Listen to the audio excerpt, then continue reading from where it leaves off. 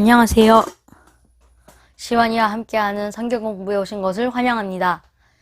오늘은 마태복음 13장의 내용인 마태복음 14강을 나눠보도록 하겠습니다.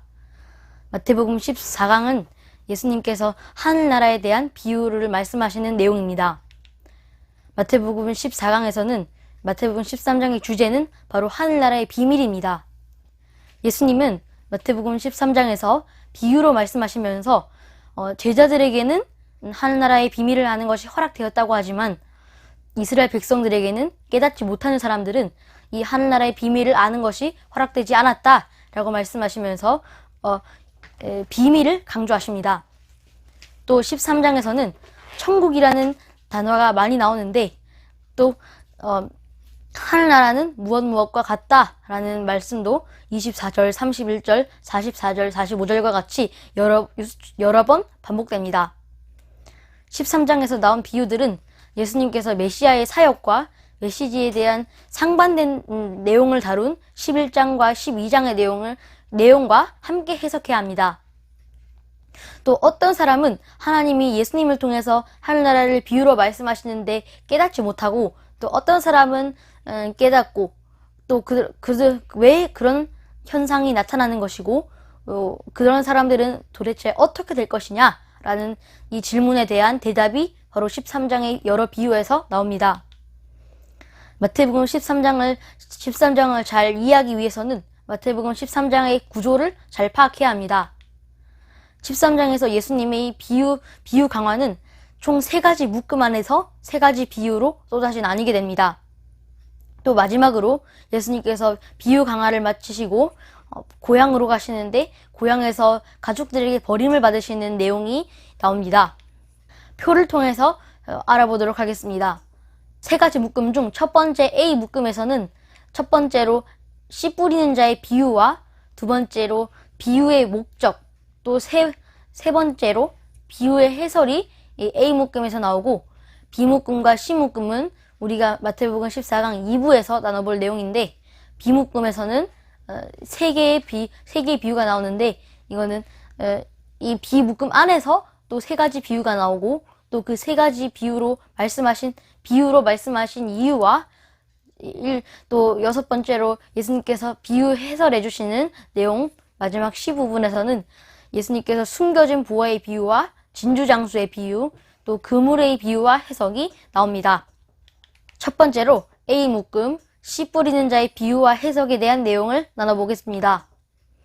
예수님께서 무리들에게 그대로 말씀하시지 않으시고 비유로 말씀하십니다.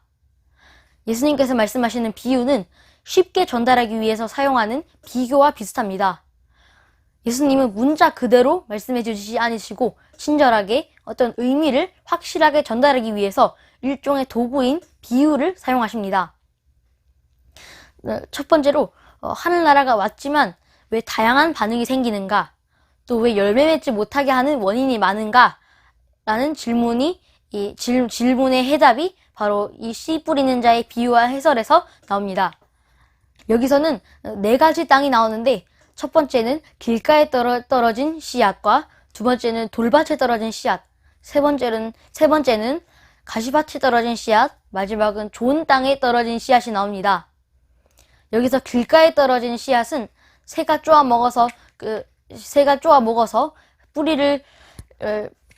뿌리가 자라기도 전에 벌써 새들한테 잡아먹혀서 싹이 틀 수 없게 됩니다.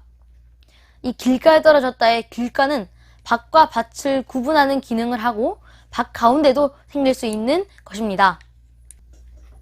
여기서 씨앗은 농부가 일부러 길가에 씨앗을 뿌린 것이 아니지만 씨 중에 어떤 것은 우연히 길가에 떨어졌습니다. 씨를 뿌리고 쟁기질했던 당시 팔레스타인의 풍습을 배경으로 한다면 길가에 떨어진 씨앗은 농부가 밭을 갈기 전에 두렁에 떨어지자마자 새들이 쪼아 먹었을 것입니다. 어떤 씨앗은 흙이 많지 않은 돌밭에 떨어졌습니다. 팔레스타인 지방의 많은 땅은 돌 위에 흙이 덮인 상태였습니다. 지면 가까이 심긴 씨앗은 온도와 물기와 햇빛을 많이 받아서 싹이 빨리 돋았지만 태양이 떠오르자 뿌리를 돌 때문에 뿌리를 깊게 내리지 못했으므로 태양이 떠오르자 온전하지 못한 뿌리는 온전히 땅에 묻히지 못하고 수분을 충분히 흡수하지 못한 채 말라졌습니다. 7절에서 가시떨기에 떨어진 씨앗도 있다고 하는데, 가시떨기는 지난해에 있었던 가시떨기를 농부가 완전히 제거하지 못한 채 남아있어서 가시떨기가 씨앗이 받아야 하는 물기와 햇빛, 영양분을 전부 다 차단해버리고 자신이 받아서 가시떨기는 자라가지만 씨앗은 자라지 못해서 씨앗이 곧 죽는 것입니다.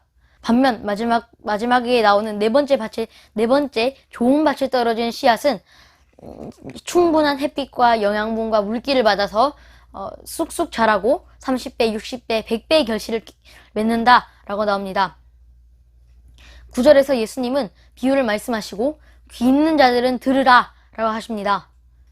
이렇게 예수님이 천국에 대한 비유를 말씀하신다 하니 사람들은 아주 거창하고 멋진 비유일 것이다, 이 멋진 이야기일 것이야 라고 생각했지만, 기대했지만, 그 사람들은 이 예수님께서 말씀하신 비유가, 예수님께서 하신 말씀이 자신들의 일상생활, 자신들이 그런 경작하는 일상생활에 대해 말씀하신 건 줄 알고 크게 실망했을 것입니다.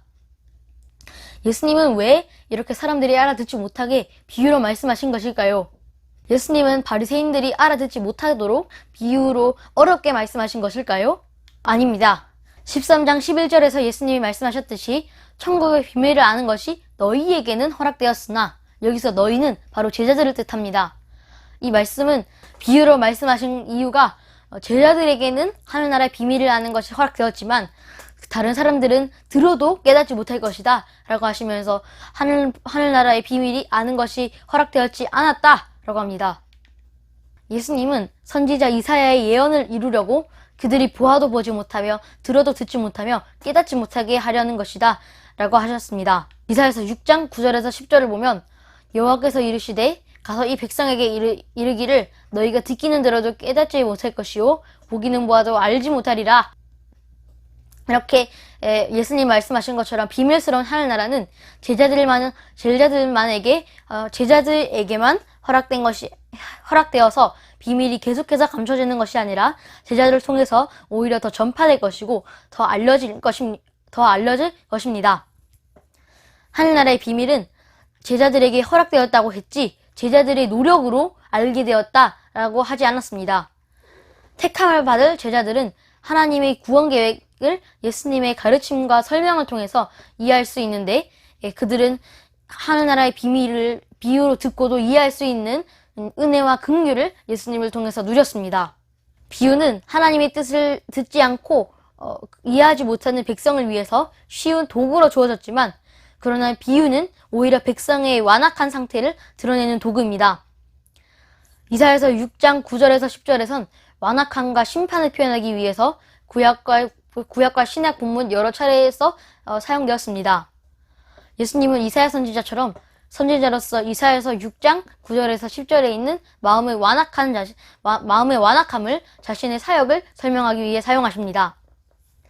이스라엘 백성들은 스스로 깨닫지 않으려고 귀와 눈을 닫았기 때문에 하나님이 쉽게 비유로 전하셔도 그것을 알아듣지 못하고 경고의 메시지로 듣지 않고 무시해버렸습니다.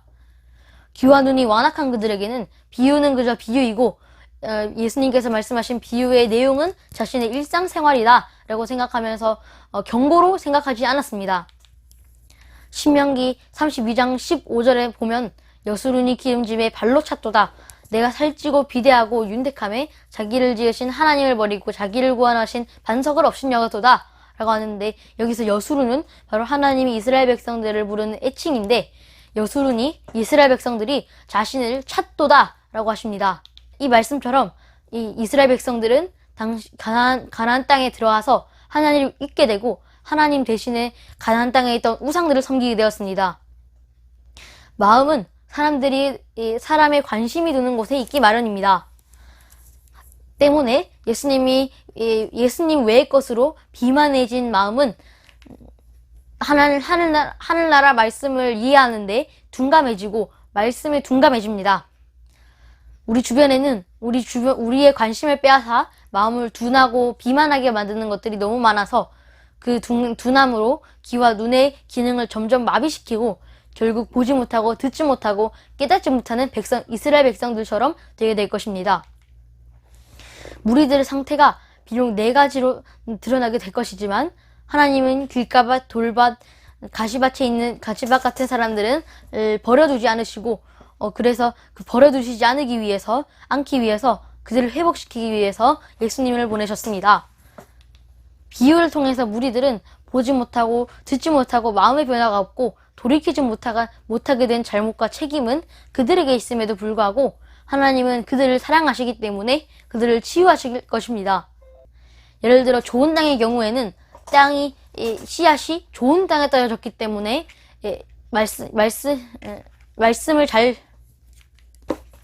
예를 들어 좋은 땅의 경우에는 씨앗이 좋은 땅에 떨어졌기 때문에 씨앗이 말씀을 잘 먹고 영양분과 물기와 햇빛을 잘 받아들여서 쑥쑥 자랄 수 있었기 때문에 사탄에게 말씀을 빼앗기지 않을 수 있었기 때문에 건강하게 자랄 수 있었지만 여기서 나온 나머지 세 가지 밭에서는 가시와 돌과 또 길가에 떨어졌기 때문에 새가 쪼아 먹었는데 이 모든 것들을 모두 이 세상의 염려와 두려움 때문에 자랄 수 없었다라고 할 수 있습니다.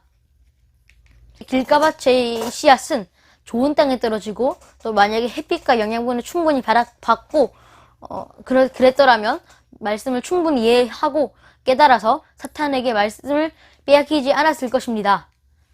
두 번째로 돌밭의 씨앗은 돌밭의 마음은 말씀 때문에 오는 시련을 통해서 더욱 단련되고 커가는 것이 아니라 오히려 말씀 때문에 오는 시련 때문에 무너져 버립니다. 돌밭의 마음은 밭 표면에 말씀이 와서 듣고 즉시 기쁨을 받지만 그들은 햇빛과 영양분을 빨리 받아서 새싹이 빨리 돋은 것처럼 빨리 자라지만 말씀의 뿌리가 깊지 않아서 외부에서 압력을 가하면 빨리 넘어집니다. 그래서 돌밭의 마음은 뿌리를 깊게 내리는 것이 가장 중요합니다.